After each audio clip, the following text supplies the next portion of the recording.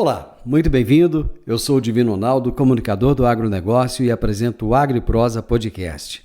Vamos começar? Esse episódio tem um oferecimento da Organic Brasil. Você sabia que os fertilizantes organominerais podem ajudar a reduzir a emissão de gases de efeito estufa na agricultura, contribuindo para práticas mais sustentáveis? Organic Brasil. Inovação e tecnologia para o futuro da agricultura, atendendo tanto pequenos quanto grandes agricultores com nossos fertilizantes de alta qualidade. Utilizamos tecnologia avançada para tratar e enriquecer a matéria orgânica por meio de processos industriais exclusivos. Nossos fertilizantes organominerais aumentam a capacidade de retenção da água do solo, tornam as plantas mais resistentes a estresses climáticos, resultados comprovados para maiores lucros. Organic Brasil, cultivando inovação, colhendo resultados. Agro e Prosa, apresentação Divino Ronaldo. A minha entrevistada de hoje é Eide Busato, coordenadora social do Imaflora, e o tema da nossa entrevista será um olhar criterioso sobre a cadeia de fornecedores do agro. Eide, seja muito bem-vinda, é um prazer receber você aqui. Obrigada, Divino, é um prazer para mim também. Eu sei que você está no momento aí, na iminência de já sair de férias, né, de descansar um pouco, mas mesmo assim tirou esse tempo preciosíssimo para compartilhar esses conhecimentos conosco. Eu gostaria que você inicialmente nos dissesse o que é e quem é o Imaflora. O Imaflora significa Instituto de Manejo e Certificação Florestal e Agrícola, nasceu em 1995. E ele tem uma missão de promover a conservação dos recursos naturais, ou seja, o uso responsável dos recursos naturais, promovendo então a conservação desses recursos e gerando benefícios e renda para comunidades, trabalhadores, né? Além de promover os cuidados e medidas preventivas para as mudanças climáticas. Então essa é a missão do Imaflora hoje. Essa organização trabalha com diferentes projetos, diferentes serviços e com essa missão voltada para as questões sociais e ambientais. E de que forma ele coloca essa missão em prática? Através de um conjunto bastante amplo de serviços, por exemplo, certificações socioambientais nas áreas de produção agrícola, café, cacau, e de produção florestal, como eucalipto, madeiras nativas, né, floresta natural, com um manejo sustentável. Também certificação de carbono, mensuração de carbono e uma série de projetos que visam manter a floresta em pé. Por exemplo, extração de recursos por comunidades ribeirinhas, tradicionais, indígenas, né, o reconhecimento desse modo de vida como um modo de vida que produz renda e produz conservação. E uma série de outros projetos, como o Boi na Linha também, que é a rastreabilidade bovina, promovendo boas práticas socioambientais na cadeia da pecuária, e uma série de outras verificações de cadeias produtivas, né, sempre visando organizar as cadeias produtivas, levar boas práticas para as cadeias produtivas de maneira que a sociedade ganhe, os trabalhadores ganhem e o meio ambiente também ganhe, né? Trabalhamos visando a conservação e o bom uso dos recursos naturais. Como é que nós estamos em relação a essas boas práticas? Porque o nosso agronegócio é tão mal visto às vezes, é tão criticado, e não só lá fora, mas criticado também aqui dentro do país. E quando nós conversamos com as entidades, conversamos com produtores rurais, com líderes do agronegócio, sempre ouvimos o seguinte: olha, nosso agro é o que mais conserva no mundo, nós temos boas práticas, um ou outro é que faz coisa errada e que tem que ser realmente punido. Na realidade, como é que nós estamos? Olha, nós temos essas duas realidades. Eu não saberia dizer para você o quanto por cento é o agro que ajuda, que conserva, que produz com responsabilidade, e quem é que não produz com responsabilidade, né? Mas a gente, de fato, tem essa realidade. Tem um agro interessado nas boas práticas, na conservação, quer estar à frente e ter as melhores práticas no seu modus operandi. E a gente também tem situações em que a gente vê, né, tem desmatamento e são frentes que estão ligadas à agropecuária, sobretudo na Amazônia. Então, isso também faz parte do agro. Agora, a nossa batalha é justamente levar para as práticas agrícolas a melhor forma de fazer. É nisso que a gente trabalha, né? Diariamente, com diferentes frentes, em diferentes setores da agropecuária, na pecuária, na cana-de-açúcar, na laranja, no café, no cacau e uma série de outras atividades de produtos extrativistas, por exemplo, sempre levando essa missão, essa mensagem e como fazer as boas práticas, né? Então, esse é o agro que nós trabalhamos, esse é o agro que a gente quer promover. Como é que é a receptividade ao trabalho de vocês? Então, nesses grupos com os quais nós trabalhamos, a receptividade é ótima. Normalmente, são os próprios empresários do setor que buscam o trabalho do Imaflora, né? Então, já é uma proatividade dessa parte do setor que quer adotar boas práticas. Então, normalmente, nós somos procurados para fazer. Então, assim, a receptividade é muito boa, porque parte dessas empresas, né, vem delas a busca por boas práticas. E que a gente não tem a gente não vai vender serviços assim, fazer propaganda, olha, estamos aqui querendo oferecer serviços de boas práticas. Realmente as coisas, elas vêm buscar, as empresas vêm buscar o Imaflora, né, para fazer, atuar em diferentes tipos de serviço, que a gente tem uma carteira, uma oferta grande de serviços, né, que vai do diagnóstico até a atuação de fato no campo, com assistência técnica, com certificação, com desenvolvimento, uma série de produtos. Eide, há poucos dias atrás, o Brasil ficou meio assim estupefato com a informação de que o cantor Leonardo, que é aqui do meu estado de Goiás, teria tido o nome incluído em uma lista suja do Ministério do Trabalho. O que aconteceu ali na realidade? Você tem mais informações para nos fornecer? Olha, é muito comum, assim, acaba ocorrendo, né, o que aconteceu com o Leonardo, foi o que aconteceu recentemente também na cadeia da uva, né? Você tem uma empresa que ela ou arrenda áreas de outras pessoas, ou arrenda áreas suas para outras pessoas, ou realiza o trabalho através de empresas terceirizadas, contrata um prestador de serviço. E essas empresas, elas não dão a devida atenção para essas áreas, ou porque elas delegaram, ou porque elas arrendaram, ou porque alguém arrendou delas, mas elas são corresponsáveis em tudo que acontece nessas áreas. Então, o que tem acontecido, e que aconteceu com o Leonardo, o que aconteceu no caso da uva, é que são áreas que não estão na responsabilidade direta da empresa, né? No caso do Leonardo, ele tinha arrendado aquela área. No caso da uva, ela tinha terceirizado o serviço para uma outra empresa. E ela delega isso, assim, achando que a responsabilidade é só de quem está ali na gestão imediata do serviço. Mas não é assim que a legislação entende. As empresas são corresponsáveis pelo que acontece lá. E aí, o que aconteceu nesses dois casos foi que havia práticas análogas ao que a gente chama de trabalho escravo, né? Não é o trabalho escravo como a gente tem no nosso senso comum ou no nosso imaginário, daquela escravidão dos negros no Brasil, né? Que trabalhavam sob um regime estrito senso de escravidão.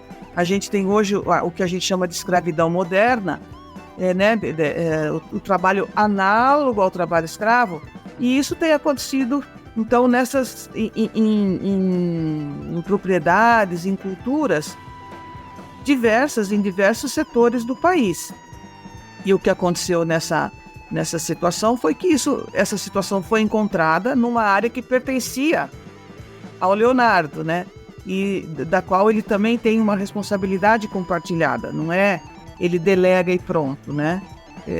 Ele, como proprietário da área, ele foi apontado como corresponsável.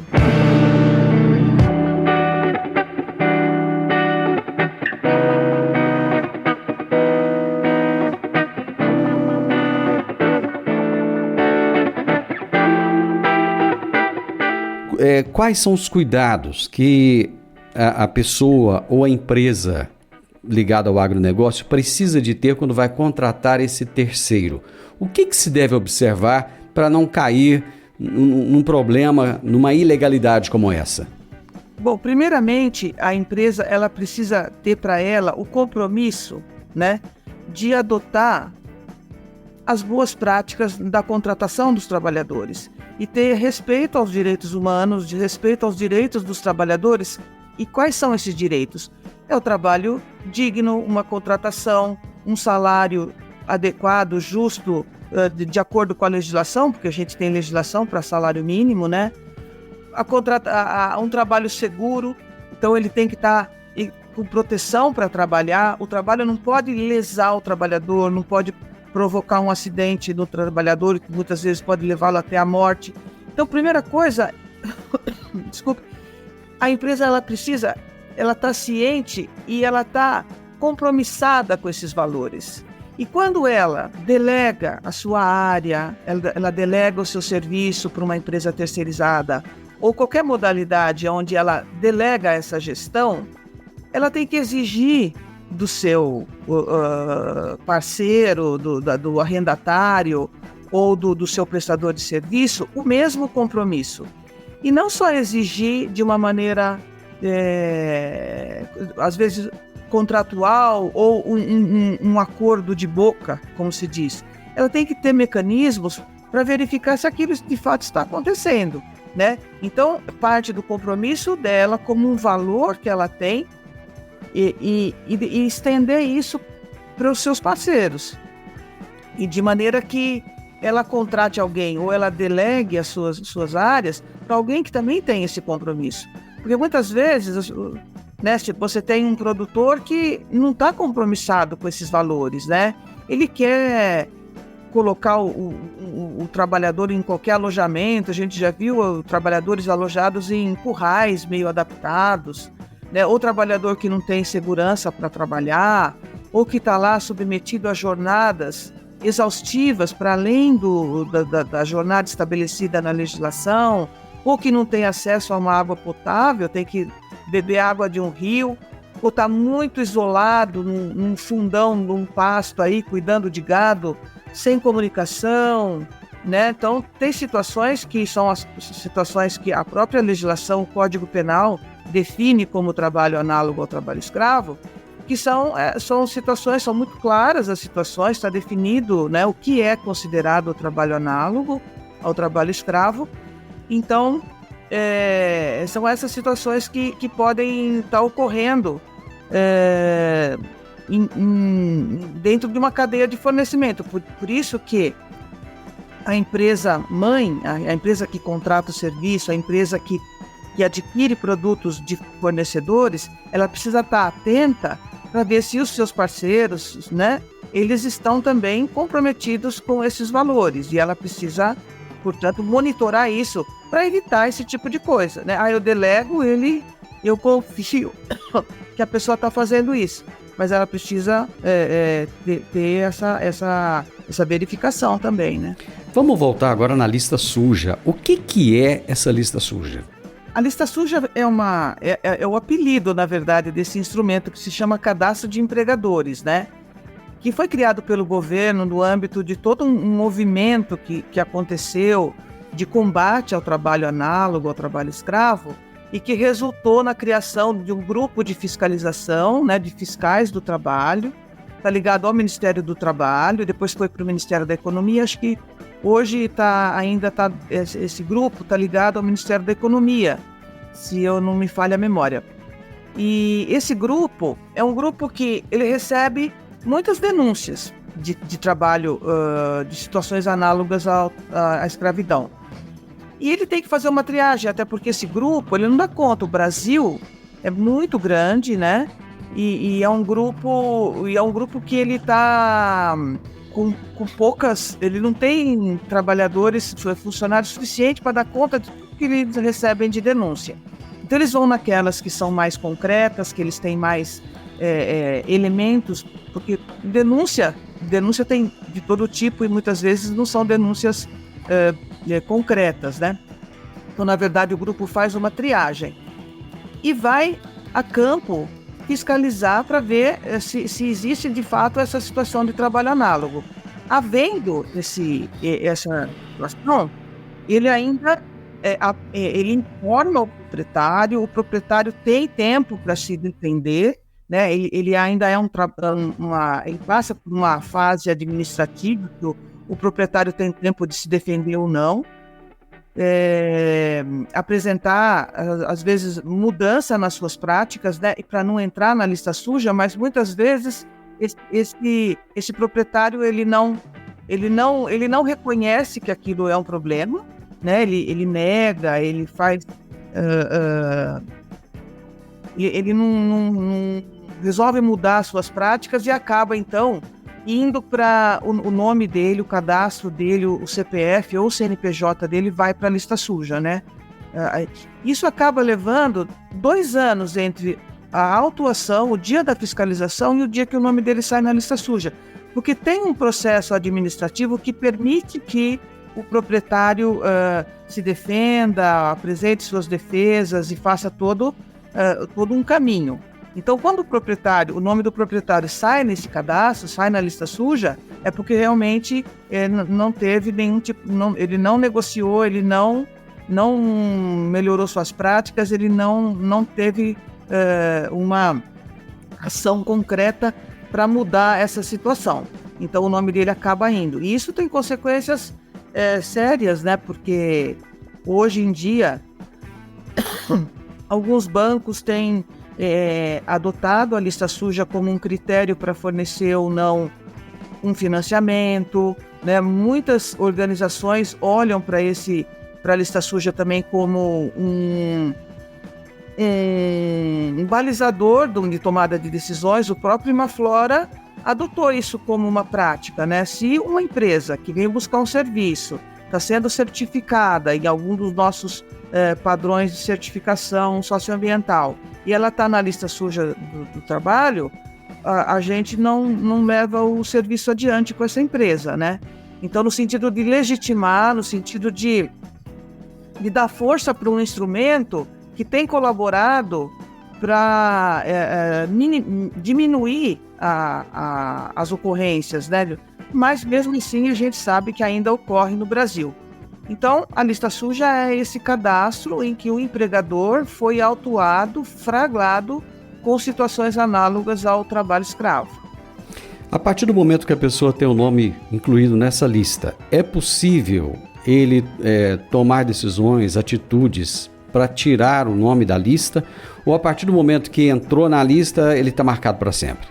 Ele fica bem marcado, né? Não digo para sempre. Ele pode. Muitas vezes as empresas contestam isso e saem da lista suja mediante uma ação judicial. Elas entram na justiça para tirar o nome da lista e acabam ganhando e saem da lista. Mas o objetivo é que elas saiam da lista a partir de assumir que de fato ocorreu um problema e quais as medidas que elas vão tomar. Né, uma espécie de termo de ajustamento de conduta. A hora que ela assume e adota as medidas para corrigir aquela ação, o nome dela sai da lista. E é isso que é o que se espera, né? Não sair por uma medida judicial, mas sair por medidas concretas para melhorar a situação daqueles trabalhadores.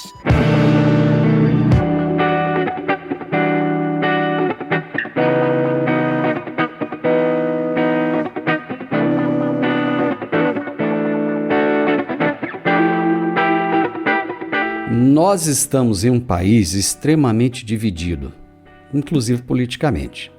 Muita gente diz que isso é perseguição ao agronegócio, devido a questões políticas. Essas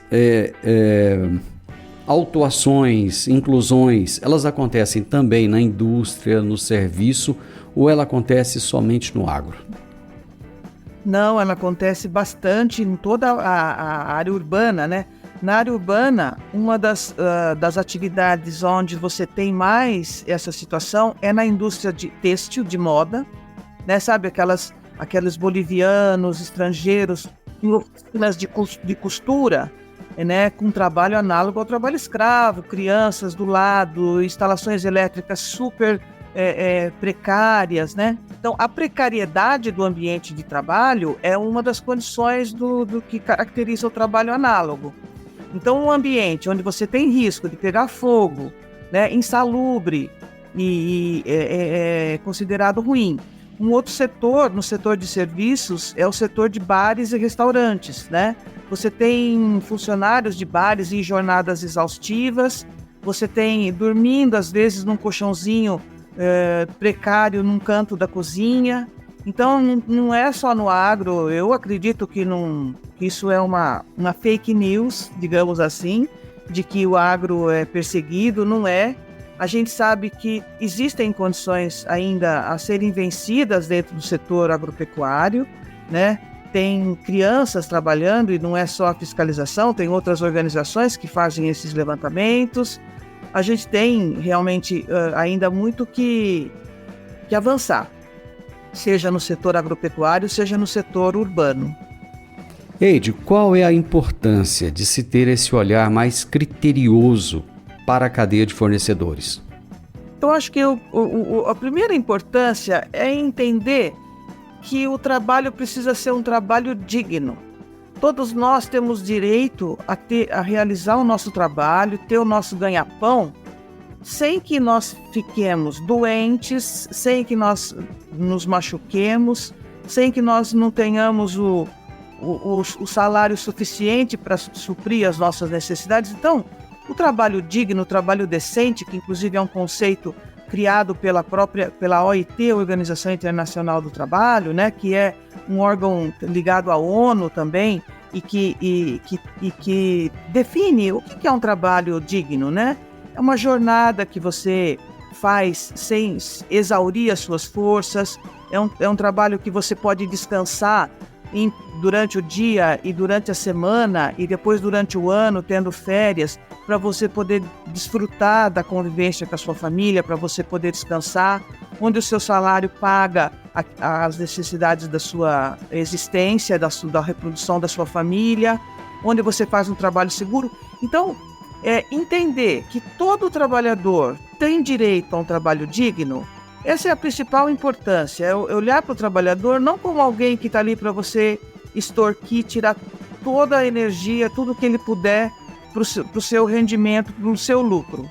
Então, a primeira importância é uma importância, acho que, humanitária, de você reconhecer no outro o direito dele ter uma vida digna. E para isso, então, você tem que tomar todas as medidas. Você não vai alojar ele no curral, você vai alojar ele num quarto, não precisa ter luxo, mas precisa ter limpeza, uma cama para ele dormir. Ele precisa de água, precisa ser água mineral? Não, precisa ser uma água potável. Ele precisa ter lá a bota, o capacete, o colete, o equipamento para aplicar agroquímicos adequado para ele não se machucar, não se contaminar. Então, cumprindo, você tem todo um conjunto de legislações que você adota para cumprir com esse direito. Então, você tem que reconhecer que isso é um direito, atuar para que isso aconteça, expandir isso para a sua cadeia, para os seus parceiros, né? E ter esse cuidado. E, por fim, é reputacional.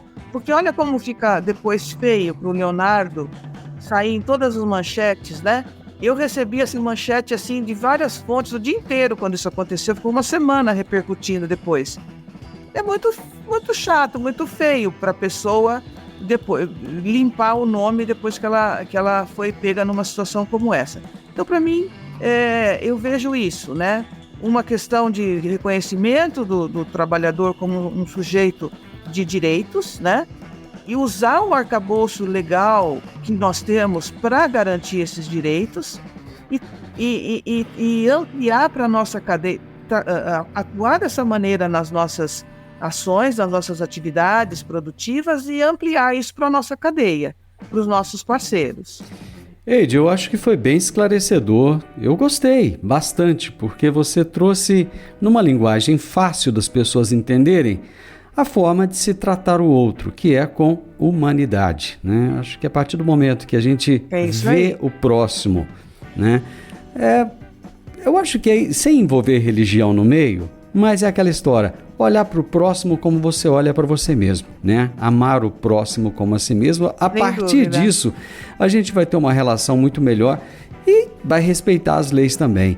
Te agradeço imensamente, agradeço ao Imaflora, muitíssimo obrigado, parabéns pelo trabalho que vocês realizam. Estamos aqui sempre à disposição, sempre que tiver alguma coisa nova, alguma informação para o agronegócio, porque eu acho que essas informações são realmente muito úteis para o produtor rural. Volte aqui, traga pra gente. Muito obrigado. Divino, eu que agradeço o espaço, a oportunidade de estar conversando aqui com você, com os seus ouvintes, as pessoas que te seguem e ampliando, né, esses conceitos, essas ideias, porque nós precisamos evoluir em todos os sentidos, né? Inclusive nas nossas práticas de trabalho, nas nossas relações sociais. Então é uma alegria, um prazer e, mais uma vez, muito obrigada pela oportunidade. E sem esquecer, boas férias para você, viu? Obrigado. Eu conversei com a Eide Busato, que é coordenadora social do Imaflora. E nós falamos a respeito de se ter um olhar criterioso sobre a cadeia de fornecedores do agronegócio e cuidados que você, produtor rural, precisa de ter para evitar problemas trabalhistas. O podcast Agro e Prosa tem o objetivo de falar do agronegócio de forma fácil, simples e descomplicada. Diariamente conversamos com os maiores atores do agro e abordamos os mais diversos assuntos de interesse de produtores rurais, técnicos, pesquisadores, profissionais da área e simpatizantes do agronegócio. Se você gosta do nosso podcast, então você pode nos ajudar. É muito simples. Basta seguir-nos nas principais plataformas de streaming e também no YouTube. Se você deixar um gostei, compartilhar os episódios e deixar um comentário, já vai nos ajudar muito a dar relevância tanto ao podcast quanto ao canal. E o mais importante de tudo, nos siga para receber notificações de novos vídeos e episódios. Um grande abraço para você e até a nossa próxima prosa.